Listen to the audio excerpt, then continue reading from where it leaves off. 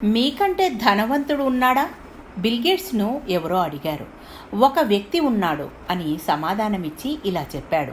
నేను డబ్బు పేరు సంపాదించకముందు ఒకనాడు న్యూయార్క్ ఎయిర్పోర్ట్లో దిగాను. దినపత్రిక కొందామని చేతిలోకి తీసుకొని సరైన చిల్లర నా వద్ద లేకపోవడం వల్ల తిరిగి పేపర్ను అమ్మే కుర్రాడికి ఇచ్చేశాను.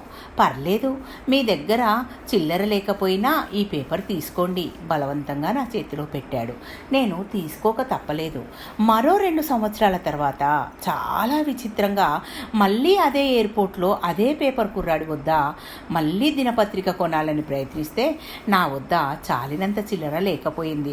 ఆ కుర్రాడు నా చేతిలో బలవంతంగా పేపర్ పెడుతూ, ఈ పేపర్ మీకు ఉచితంగా ఇచ్చినందువల్ల నేనేమీ నష్టపోను, ఆ ఖరీదును నా లాభంలోంచి మినహాయించుకుంటాను అన్నాడు.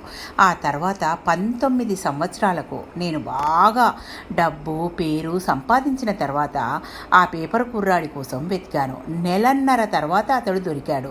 నేనెవరో తెలుసా? నాకు ఉచితంగా దినపత్రిక ఇచ్చావు ఒకసారి అడిగాను. మీరు తెలుసు బిల్గేట్స్, ఒకసారి కాదు 2 సార్లు ఇచ్చాను.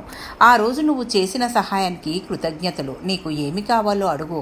నీ జీవితంలో పొందాలనుకున్నది ఏదైనా సరే నేను ఏర్పాటు చేస్తాను. సార్, మీరు ఏ సహాయం చేసినా నేను చేసిన దానికి ఎలా సరితూగుతుంది? అతడు ప్రశ్నించాడు. ఎందుకు సరితూగదు? నేను ఆశ్చర్యపోయాను.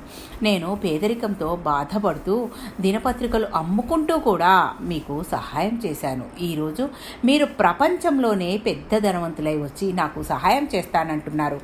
ఎలా సరితూగుతుంది? అప్పుడు నాకు జ్ఞానోదయమైంది.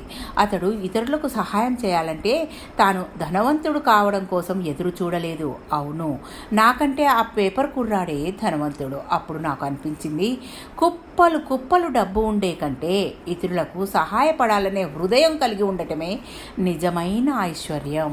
ఇతరులకు సహాయపడటానికి కావలసింది అదే. Thank you. మీ పద్మజ.